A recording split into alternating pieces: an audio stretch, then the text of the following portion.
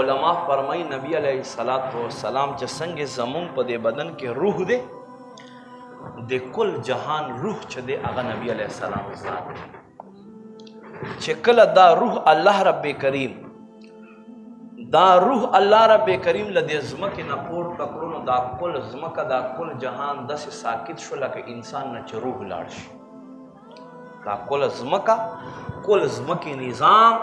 هر څه ودرېدل حضور فرمایي زه لاړمه راغمه چې زه راغمه زما بستره که مې بسترې نه چې زه پاڅېدمه هغه هم اکه شانتې ګرمه وه چې څنګه ما ګرمه پرېښودې حالانکه 27 سال الله محبوب تیر کړل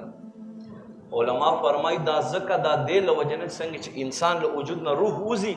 او دی بې ځانه پاته شي بې حرکته پاته شي دی حرکت نشي کولی نو نبی علیه السلام هم روح کائنات دی د کل کائنات روح دی چې نبی علیه السلام له دې ځمکې نه پورته شو نو دا ځمکه ورپسې ساکته شوه او بیا چې کلر واپس شو نو ځمکې بیا حرکت شروع کړو نو ما عزتمندو قدرمندو ډېر خلک وایي څنګه لاړو او څنګه رالو هغوی ته امام رازي صاحب په 2 ټکو کې په تفسیر کبیر کې جواب کړی دی فرمایي ای خلکو امام رازي صاحب فرمایي خلکو زه تاسو نه تپوس کوم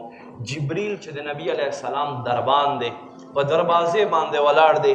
جبریل په یو ورځ کې 100 ځله ځي او 100 ځله راځي نبی علیہ السلام خواته 24,000 ځله جبریل راغلی دی په 63 سال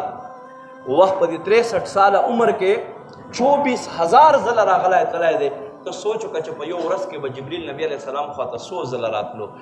نو دا اوه آسمانونو نه تېرېدل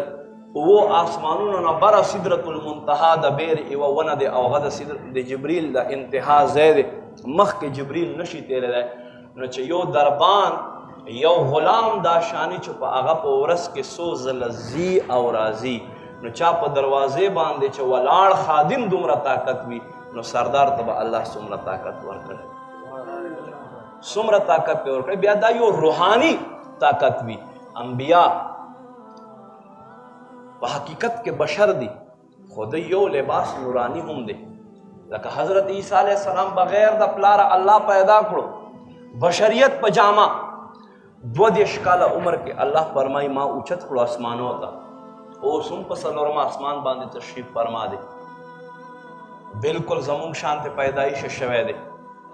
خو کله چې الله ته مخامخ شي بیا انبیا د نورانیت لباس واغوندي بیا دوی لباس په نور کې بدل شي 4 پیغمبران داسې دي چې هغوی ته مرګ لا نه دی راغلی حضرت الیاس علیه السلام حضرت ادریس علیہ السلام حضرت عیسیٰ علیہ السلام او حضرت خضر علیہ السلام یو په جنت کې بل په آسمان کې او دو په ځمکه حضرت الیاس علیہ السلام په دریابونو حضرت خضر علیہ السلام په وچو په غرونو حضرت ادریس علیہ السلام په جنتونو کې حضور استقبال لپاره تشریف فرما دے حضرت عیسیٰ علیہ السلام په آسمانونو 4 آسمان حدیقة الندیہ په 2 جلد صفحه نمبر 82 باندې لیکلي دي ثم ينزل